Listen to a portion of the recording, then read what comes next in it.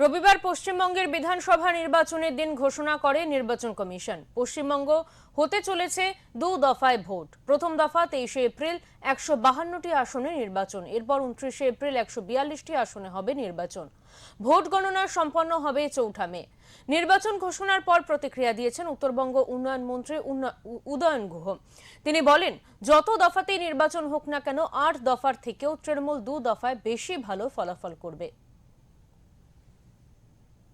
আমরা 8 দফা পর্যন্ত দেখে নিয়েছি, 2 দফা, 5 দফা, 7 দফা, আমরা 8 দফা পর্যন্ত দেখে নিয়েছি। পশ্চিমবাংলায় 8 দফায় 21 সালে ভোট হয়েছে। কাজেই এগুলো আমাদের কাছে কোনো ব্যাপার না।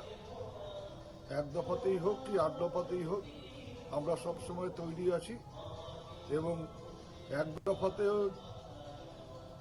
যা ফলাফল হতে পারে, 8 দফাতে যা ভোটের ফলাফল হয়েছে, 2 দফাতে তার চেয়ে ভালো ফলাফল হবে।